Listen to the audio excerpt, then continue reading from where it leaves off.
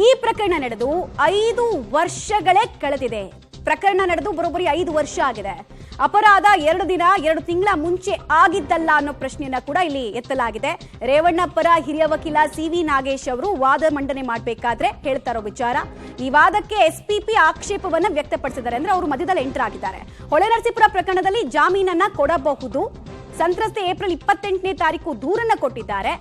ಜೊತೆಗೆ ಪ್ರಕರಣ ನಡೆದಿರುವಂತಹ ಟೈಮಿಂಗ್ ಬಗ್ಗೆ ಇಲ್ಲಿ ಮೆನ್ಷನ್ ಮಾಡಲಾಗಿದೆ, ಕೋಟ್ ಮಾಡಲಾಗ್ತಾ ಇದೆ. ಪ್ರಕರಣ ನಡೆದಿದ್ದು ಆ ಸಂತ್ರಸ್ತೆಯ ಪ್ರಕಾರ, ವಿಕ್ಟಿಮ್ ಪ್ರಕಾರ 5 ವರ್ಷದ ಹಿಂದೆ, ಅಪರಾಧ 2 ದಿನ ಅಥವಾ 2 ತಿಂಗಳ ಹಿಂದೆ ನಡೆದಿದ್ದಲ್ಲ ಅನ್ನೋದು ಸಿ.ವಿ. ನಾಗೇಶ್ ಅವರ ವಾದದ ಭಾಗ. ಈ ವಾದವನ್ನ ಮುನ್ನೆಲೆಗೆ ತರ್ತಾ ಇದ್ದ ಹಾಗೆ ಎಸ್ಪಿಪಿ ಇದಕ್ಕೆ ಆಕ್ಷೇಪವನ್ನ ವ್ಯಕ್ತಪಡಿಸಿದ್ರು. ರೈಟ್, ಡೀಟೇಲ್ಸ್ ಕೊಡ್ತಾರೆ ನರಸಿಂಹಮೂರ್ತಿ. ಈಗ ಅಪರಾಧದ ಟೈಮಿಂಗ್ ಬಗ್ಗೆ ಕೂಡ ಇಲ್ಲಿ ಕೋಟ್ ಮಾಡಲಾಗ್ತಾ ಇದೆ. ಅಂದ್ರೆ ವಿಕ್ಟಿಮ್ ಪ್ರಕಾರ ಅವ್ರು ಕೊಟ್ಟಿರೋ ದೂರಿನ ಪ್ರಕಾರನೇ ಸಿ.ವಿ. ನಾಗೇಶ್ ಅವರು ಹೇಳ್ತಾ ಇದ್ದಾರೆ 5 ವರ್ಷದ ಹಿಂದಿನ ಘಟನೆ ಇದು ಅಂತ. ಇದಕ್ಕೆ ಯಾವ ರೀತಿಯಾಗಿ ಮಧ್ಯಪ್ರವೇಶ ಮಾಡೋದ್ರ ಮೂಲಕ ಆಕ್ಷೇಪವನ್ನ ಎಸ್ಐಟಿ ಪರ ವಕೀಲರು ಮಂಡಿಸಿದ್ರು ಅಂತ. ಮಮತಾ, ಇದೀಗ ಸಿ.ವಿ. ನಾಗೇಶ್ ಅವರು ವಾದವನ್ನು ಆರಂಭ ಮಾಡಿದ್ದಾರೆ. ಎಫ್ಐಆರ್ ದಾಖಲಾದಂತಹ ದಿನಾಂಕ ಎಚ್.ಡಿ. ರೇವಣ್ಣ ಅವರ ಮೇಲೆ ಏಪ್ರಿಲ್ 28ನೇ ತಾರೀಕು. ಹೋಗ್ಲಿ, ಆ ತಿಂಗಳಲ್ಲಿ ಅವ್ರ ಮೇಲೆ, ಆ ಮಹಿಳೆಯ ಮೇಲೆ ಏನಾದರೂ ದೌರ್ಜನ್ಯ ನಡೆದಿತ್ತಾ? ಅಟ್ಲೀಸ್ಟ್ 2 ತಿಂಗಳ ಹಿಂದೆ. ಅಂದ್ರೆ ಈ ಪ್ರಕರಣ 4.5 ವರ್ಷಗಳಿಗೂ ಹಿಂದೆ ನಡೆದಿದ್ದು ಅಂತೇಳಿ ಗೊತ್ತಾಗ್ತಾ ಇದೆ. ಅದನ್ನ ಪೊಲೀಸರು ತನಿಖೆಯಲ್ಲೂ ಕೂಡ ಉಲ್ಲೇಖವನ್ನ ಮಾಡಿದ್ದಾರೆ. ಹಾಗಾದ್ರೆ ಇಷ್ಟು ದಿನ ಏನ್ ಮಾಡ್ತಿದ್ರು ಅಂತ ಹೇಳಿದಂತಹ ಸಂದರ್ಭದಲ್ಲಿ ಮಧ್ಯಕ್ಕೆ ಎಸ್ಪಿಪಿ ಪರ ವಕೀಲರು ಅಂದ್ರೆ ಅಡ್ಡ ಬರ್ತಾರೆ. ಇಲ್ಲ, ನೀವು ಈ ರೀತಿಯಾಗಿ ಉಲ್ಲೇಖವನ್ನ ಮಾಡ್ತಿರೋದು ಸರಿಯಲ್ಲ ಅಂತೇಳಿ. ಆಗ ಇಬ್ರು ಕೂಡ ಒಂದಷ್ಟು ಮಾತನ್ನ ಜಡ್ಜ್ ಮುಂದೆ ಆಡ್ತಾರೆ. ಆದ್ರೆ ಈ ಪ್ರಕರಣ ನಡೆದು ಸುಮಾರು 4-5 ವರ್ಷಗಳಿಗೂ ಮೊದಲೇ ಕಳೆದೋಗಿದೆ. ಇಲ್ಲಿ ಸಿದ್ಧವಾಗಿದ್ದಂತಹ ಹೇಳಿಕೆಗೆ ಆಕೆ ಬಂದು ಸಹಿಯನ್ನ ಹಾಕಿ ಹೋಗಿದ್ದಾರೆ. ಅಂದ್ರೆ ಮೊದಲೇ ಒಂದು ಹೇಳಿಕೆಯನ್ನ ಸಿದ್ಧ ಮಾಡಿ ಇಟ್ಕೊಂಡಿದ್ರು. ಅದಕ್ಕೆ ಬಂದು ಇವರು ಆ ಹೇಳಿಕೆಗೆ ಸಹಿಯನ್ನ ಹಾಕಿದ ಮೇಲೆ ಇದೀಗ 376 ಸೇರಿಸಲಾಗಿದೆ. ಇದು ದುರುದ್ದೇಶ ಪೂರ್ವಕವಾಗಿ ಈ ರೀತಿಯಾದಂತಹ ಒಂದು ಘಟನೆಯನ್ನ ಮಾಡಿರೋದು, ಈ ರೀತಿಯಾಗಿ ಸಹಿಯನ್ನ ಪಡೆದು 376 ಸೇರಿಸಿರೋದು ಅನ್ನೋದು ಇದೀಗ ಸಿ.ವಿ. ನಾಗೇಶ್ ಅವರ ವಾದ. ಇದೀಗ ಅವರ ವಾದವನ್ನ ಇನ್ನು ಕೂಡ ಮುಂದುವರಿಸುತ್ತಿದ್ದಾರೆ. ನರಸಿಂಹಮೂರ್ತಿ, ಇದ್ರ ಜೊತೆಗೆ ಇನ್ನೊಂದು ಇಂಪಾರ್ಟೆಂಟ್ ಪಾಯಿಂಟ್ ಅಂದ್ರೆ ಅರ್ಜಿಯ ಮೇಂಟೈನಬಿಲಿಟಿ ಬಗ್ಗೆ ಕೂಡ ಪ್ರಶ್ನೆಯನ್ನ ಎಸ್ಪಿಪಿ ವ್ಯಕ್ತಪಡಿಸಿದ್ರು ಅಂತ. ಅಂದ್ರೆ ಇದರಲ್ಲಿ ಜಾಮೀನು ಕೊಡುವಂತಹ ಅಧಿಕಾರದ ಬಗ್ಗೆ ಎಲ್ಲ ಪ್ರಶ್ನೆ ಅಥವಾ ಪ್ರಸ್ತಾಪ ಆಯಿತು. ಇದನ್ನ ಸೆಷನ್ಸ್ ಕೋರ್ಟ್ ನಲ್ಲಿ ಮಾತ್ರ ನಾವು ಡಿಸೈಡ್ ಮಾಡೋದಕ್ಕೆ ಸಾಧ್ಯ ಆಗುತ್ತೆ ಅನ್ನುವಂತಹ ವಿಚಾರಗಳನ್ನೆಲ್ಲ ಹೇಳಿದ್ರು. ಸೊ ಅರ್ಜಿಯ ಮೇಂಟೈನಬಿಲಿಟಿ ವಿಚಾರದಲ್ಲಿ ಏನ್ ವಾದ ಪ್ರತಿವಾದ ಆಯಿತು? ಇದೀಗ ಎಫ್ಐಆರ್ ದಾಖಲಾಗಿದ್ದು IPC ಸೆಕ್ಷನ್ 354 ಪ್ರಕಾರ 354A ಮತ್ತು D ಸೆಕ್ಷನ್ಗಳನ್ನು ಹಾಕಲಾಗಿದೆ. ಅವೆಲ್ಲವೂ ಕೂಡ 3 ವರ್ಷದ ಒಳಗಿನ ಸೆಕ್ಷನ್ಗಳು. ಹೀಗಾಗಿ ಜಾಮೀನನ್ನು ನೀಡಬಹುದು ಅನ್ನೋದು ಇದೀಗ ಎಚ್.ಡಿ. ರೇವಣ್ಣ ಪರ ವಕೀಲ ಸಿ.ವಿ. ನಾಗೇಶ್ ಅವರ ಮಾತು.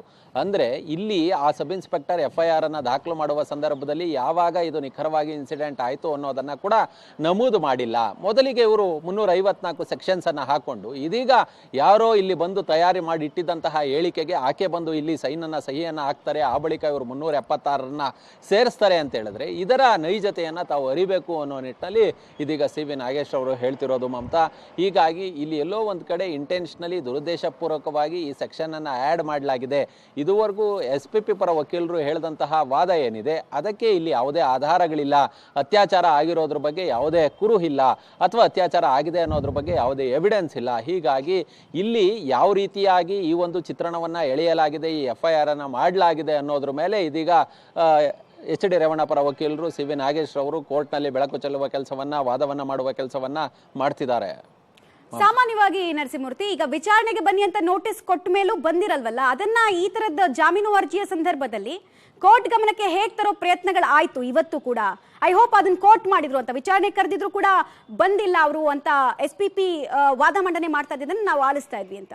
ಈ ಹಿಂದೆ ಅಂದ್ರೆ ಯಾವಾಗ ಇವ್ರ ಮೇಲೆ ಲೈಂಗಿಕ ದೌರ್ಜನ್ಯದ ಪ್ರಕರಣ ದಾಖಲಾಯಿತೋ ಆಗ ಎಚ್.ಡಿ. ರೇವಣ್ಣ ಪರ ವಕೀಲರು ಇದೇ ಜನಪ್ರತಿನಿಧಿಗಳ ವಿಶೇಷ ನ್ಯಾಯಾಲಯದಲ್ಲಿ ನಿರೀಕ್ಷಣಾ ಜಾಮೀನಿಗೆ ಅರ್ಜಿಯನ್ನು ಹಾಕೊಂಡಿದ್ರು. ಆ ಸಂದರ್ಭದಲ್ಲಿ ನ್ಯಾಯಾಧೀಶರು ಇದು ಬೇಲಬಲ್ ಸೆಕ್ಷನ್ಸು, ಹಾಜರಾಗಿ ನೀವು ಜಾಮೀನನ್ನು ತೆಗೆದುಕೊಳ್ಬಹುದಿತ್ತಲ್ಲ ಅಂತ ಕೇಳಿದಂತಹ ಸಂದರ್ಭದಲ್ಲಿ ಇವರು ಏನಾದರೂ ಈ ಒಂದು ಅಂದ್ರೆ 354 ಆ ಒಂದು ಎಫ್ಐಆರ್ಗೆ ಹೆಚ್ಚುವರಿಯಾಗಿ ಯಾವ್ದಾದ್ರು ಸೆಕ್ಷನ್ಸ್ಗಳನ್ನು ಆ್ಯಡ್ ಮಾಡಬಹುದು, ಅಥವಾ ಇವರು ವಿಚಾರಣೆಗೆ ಹೋದಂತಹ ಸಂದರ್ಭದಲ್ಲಿ ಬಲವಂತದ ಕ್ರಮಗಳನ್ನು ಕೈಗೊಳ್ಳಬಹುದು ಅನ್ನೋ ಒಂದು ಅಂಶವನ್ನ ನ್ಯಾಯಾಧೀಶರ ಗಮನಕ್ಕೆ ತರುವ ಪ್ರಯತ್ನವನ್ನ ರೇವಣ್ಣ ಪರ ವಕೀಲರು ಮಾಡಿದ್ರು. ಆ ಸಂದರ್ಭದಲ್ಲಿ SPP ಅವರು ಇಲ್ಲ ಬಲವಂತದ ಕ್ರಮವನ್ನು ತೆಗೆದುಕೊಳ್ಳೋದಿಲ್ಲ, ಹೆಚ್ಚುವರಿಯಾಗಿ ಯಾವುದೇ ಸೆಕ್ಷನ್ಸ್ಗಳನ್ನು ಹಾಕೋದಿಲ್ಲ ಅನ್ನೋ ನಿಟ್ಟಿನಲ್ಲಿ ಕೋರ್ಟ್ಗೆ ಮನವರಿಕೆಯನ್ನು ಕೊಟ್ಟಿದ್ರು.